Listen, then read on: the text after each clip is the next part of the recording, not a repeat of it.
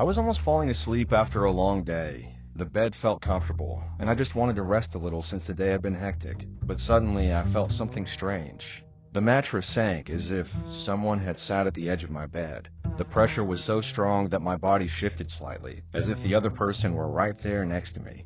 At first I thought it was my dog, who always jumps onto the bed to cuddle with me. But when I opened my eyes and turned on the light, I realized he wasn't there. I looked to the side of the bed and saw my dog, curled up on the floor, sleeping peacefully.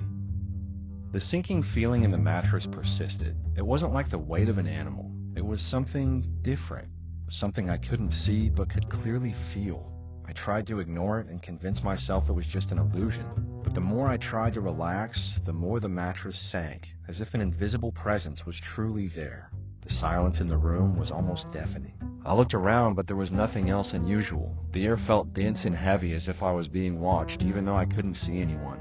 I even looked at my dog again, as if he were my only ally, but he remained deeply asleep, unaware of what was happening.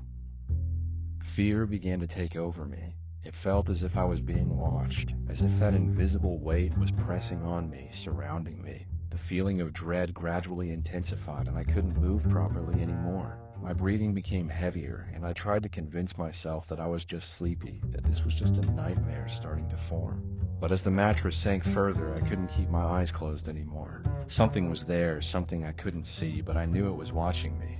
I still couldn't move, but a sense of hopelessness began to engulf me. I didn't know what to do. I tried to scream, but no sound came out, as if something was blocking my throat. The pressure on the mattress increased more and more, until it felt as if something or someone was sitting right next to me with real weight. I was in panic, my heart racing, my body immobilized. I looked once more at my dog, hoping he would help me, but he was completely indifferent, lost in his sleep. That's when suddenly the weight on the bed disappeared as abruptly as it had appeared. I was finally able to move, but something seemed to linger in the air, something that couldn't be explained. I got out of bed, sweating cold, feeling a weight on my shoulders that wouldn't go away. I knew there was something more there, something that wasn't visible but was as real as the fear I was feeling. Even after stepping away from the bed, the feeling of being watched never fully disappeared. I got out of bed, still trembling, and walked around the house trying to shake off the feeling that something was still there, watching me. The night's light seemed colder, farther away, and the house, which once seemed familiar, now felt strange and full of shadows. I looked out the window and saw the street light filtering through the curtains, but nothing seemed to bring comfort. My body was tense, and I couldn't relax. I returned to the bed, hoping that whatever had happened was just a hallucination, a delirium of my tired mind. But when I lay down, I couldn't close my eyes. I stayed there, paralyzed by the feeling that the invisible weight was still by my side, watching me. Trying to push away the fear, I closed my eyes and began to breathe deeply, trying to calm myself. But even so, something inside me knew I wasn't alone. The feeling of oppression was back, and soon I began to hear a strange sound as something was moving in the dark. The sound wasn't coming from outside, but from within the room. Suddenly, I felt the mattress sink again, and this time stronger, as if an invisible force was pushing me down. Fear overwhelmed me. I couldn't scream, I couldn't move. All I could do was stay there, motionless, trapped in paralysis, as the weight seemed to increase even more.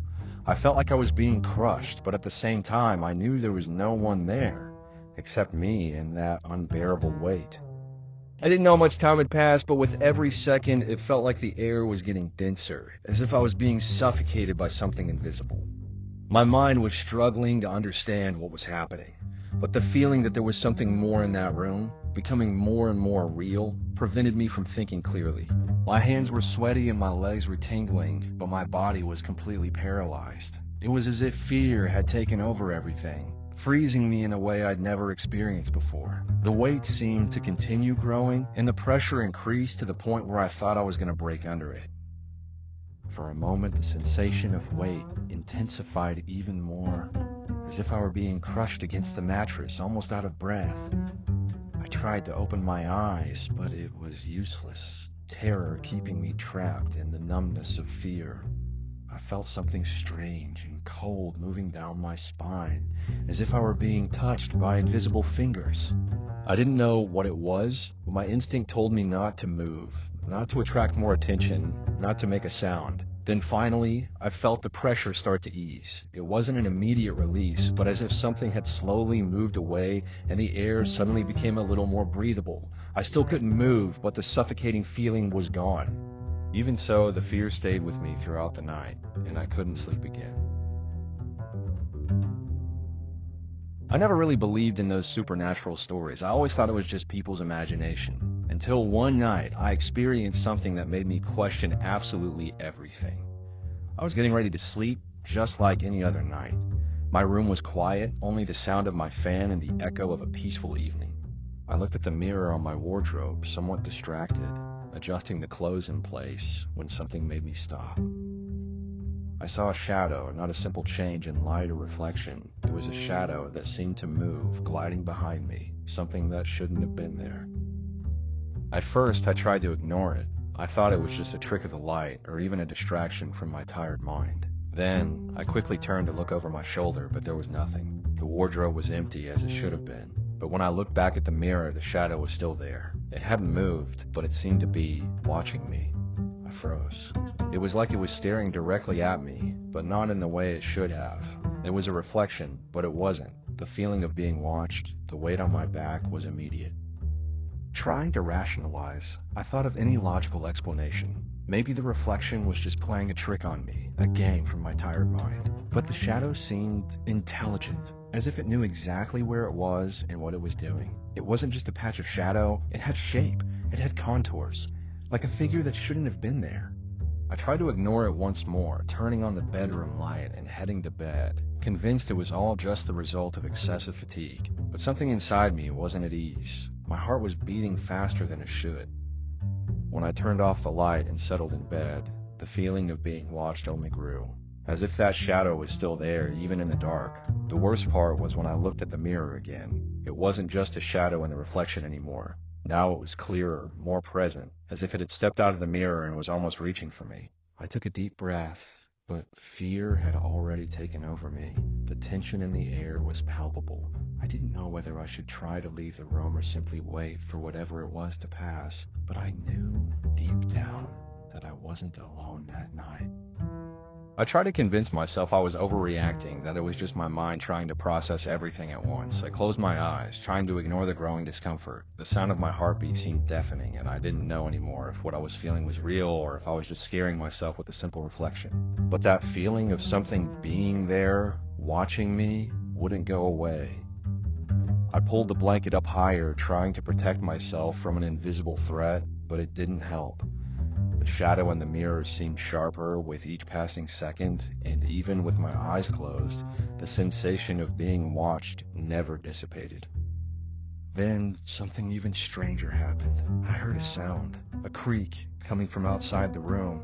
My body shuddered, and I didn't know if I should get up or simply stay still. Every movement, every breath seemed amplified. I slowly opened my eyes, and although the room was completely dark, there was something there at the edge of my vision, as if the shadow, which was once only in the mirror, had begun to spread. It was no longer just a reflection. I could feel as if it was invading the room, taking over the space, even the air I was breathing. I quickly turned to look.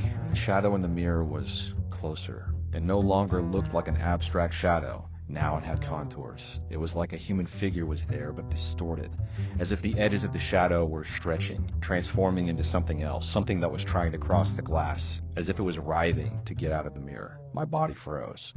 I didn't know what to do. I didn't know if I should run or just stay there, waiting for the sensation to disappear. I was trapped in it.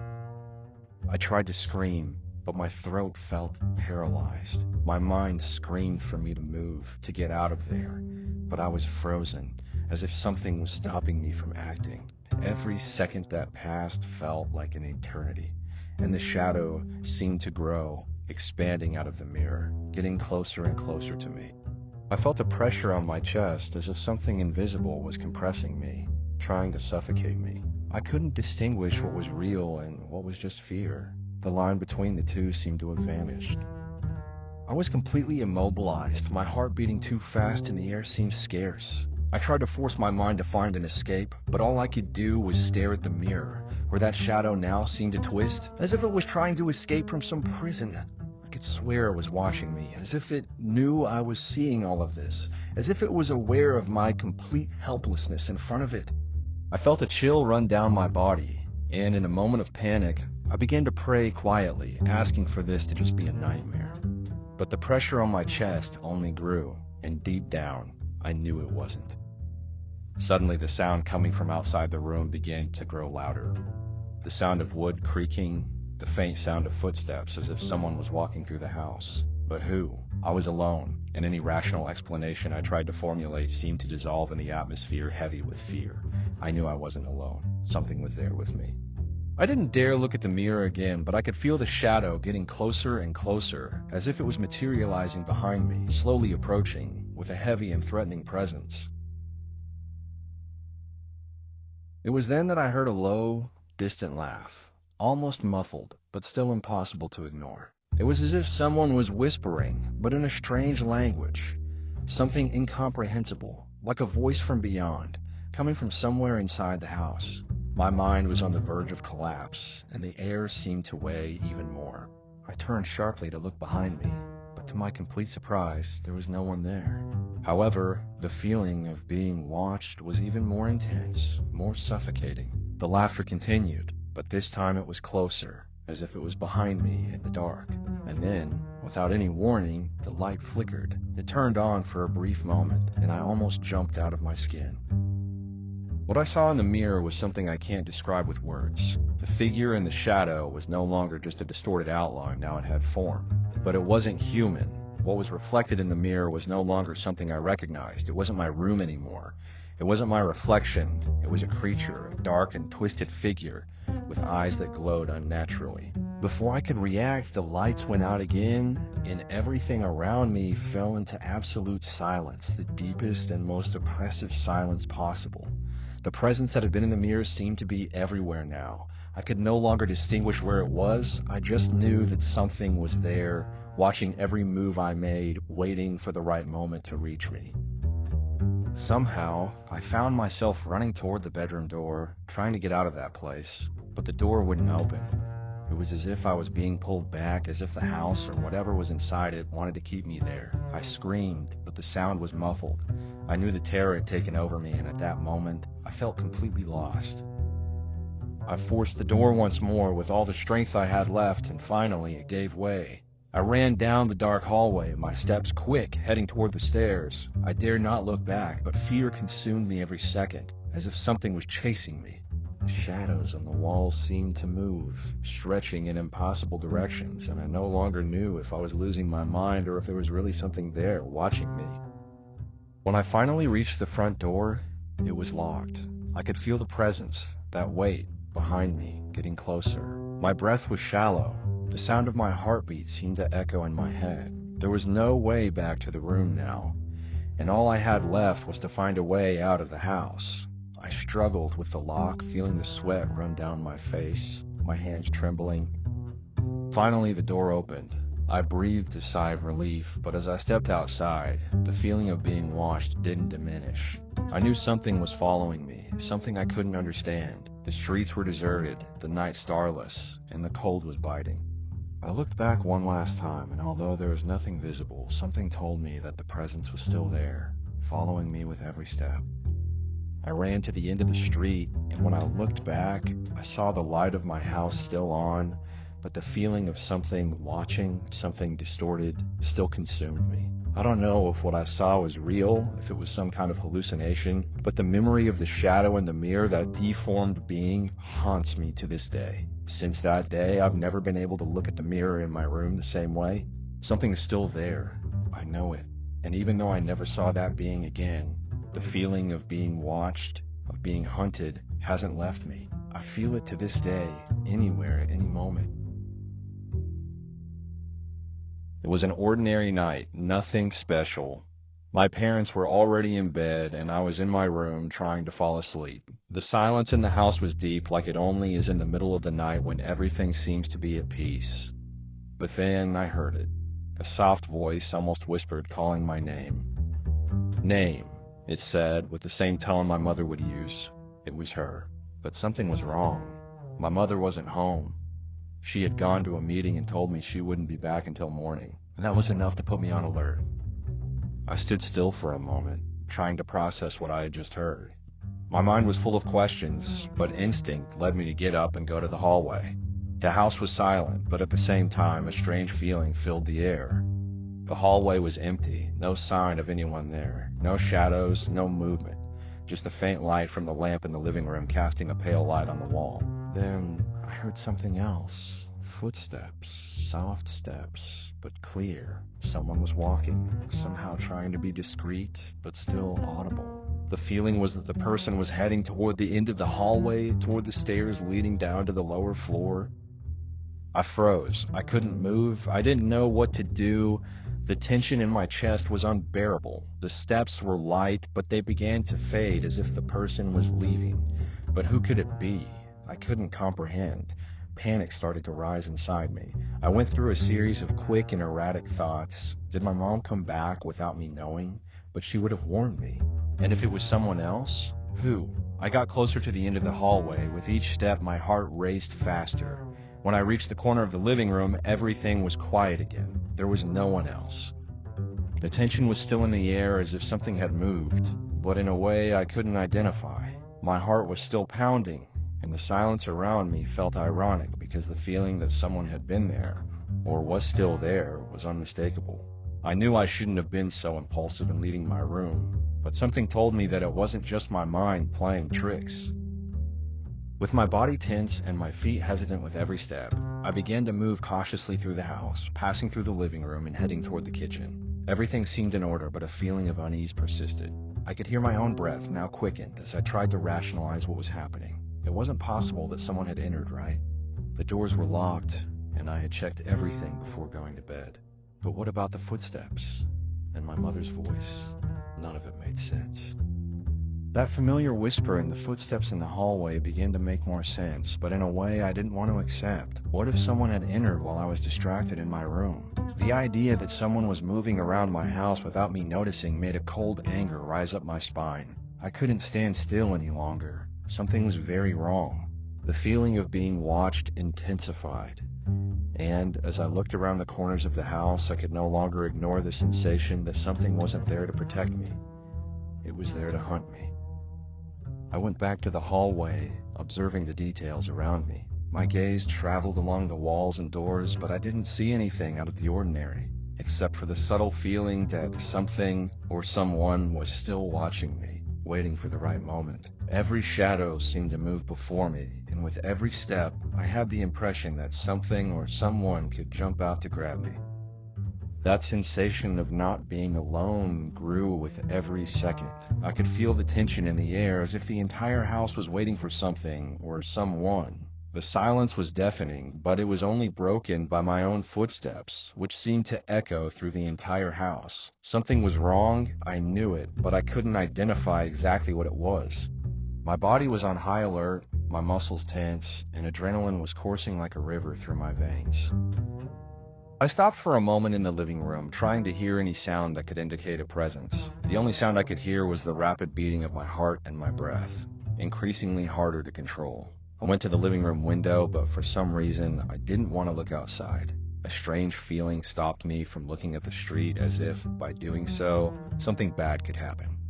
I decided to follow my instinct and went back to the hallway, once again observing every detail. Every corner seemed darker, more threatening. I moved slowly, almost holding my breath, when I noticed something. The doors to my room were slightly open. I was sure I had closed them before leaving. There was no more doubt someone had entered my house. Maybe they had heard me in the hallway. Maybe they realized something was wrong. My stomach twisted. The idea that a stranger, or worse, someone with intentions I couldn't understand was in my house made me feel like the floor was disappearing beneath my feet. My mind was filled with dread, and a deep fear began to take over. I didn't know whether to go to my room and check or if I should leave the house and call the police. But what if it was too late? What if the person was there, watching me, waiting for me to make a mistake? The hallway stretched before me like a dark tunnel, and I wondered how many times I had passed through without realizing that something or someone could be lurking, waiting. I wanted to scream, run, do something, but I was paralyzed by doubt, by the fear that now completely consumed me. The feeling of being watched intensified, and I wondered if I was seeing shadows where none existed, or if the sound I was hearing was real or a product of my tormented mind. It was then suddenly that I heard a crack coming from the hallway, as if someone had stepped on a piece of wood. I froze. I looked around, searching for an explanation, but saw nothing. Nothing but those walls, that dark hallway, and the growing weight in the air. I no longer knew what was real and what wasn't. The crack sounded again, and now it seemed closer. The cold wind swept through the hallway like a sharp blade. It wasn't windy outside, I knew that, but the air inside the house suddenly felt cold. Cold in a way that didn't make sense. My body shuddered, and as if fear itself had materialized, I felt a weight on my back, something like a massive presence pressing down on me. I froze, feeling a cold, rough hand close over my mouth, muffling any sound I tried to make. It was impossible to breathe properly, and the sensation of suffocation instantly triggered panic. I tried to fight back, but my arms felt like they had turned to stone. When the weight on my back increased, I reacted with a desperate impulse. I twisted my body with all the strength I could muster, and with an elbow managed to strike the person's face. What had seemed like a cold hand was now a body holding me down brutally. I managed to break free for a second, but the struggle was far from over. In the next instant, the weight returned, but now I was more alert, more focused. I punched the intruder in the stomach, giving me time to pull away. "Dad!" I screamed, my voice hoarse from fear. The sound of my voice broke the silence, and as if it were the key to unlocking the door to my own survival, I heard my dad's quick footsteps approaching the hallway. I knew he had woken up, probably scared by the sound of my shouting, but the adrenaline was making it hard for me to even breathe properly. When my dad appeared in the hallway doorway, the intruder turned toward him, as if about to flee, but it was too late. My dad moved immediately, without hesitation, and within seconds, the man was pinned to the floor. He was completely disoriented, but there was something in the way he behaved that made me realize he wasn't just a simple thief. When my dad checked the man's waistband, he found a knife, a dangerously sharp blade ready to be used. I didn't even want to think about his real intentions with that.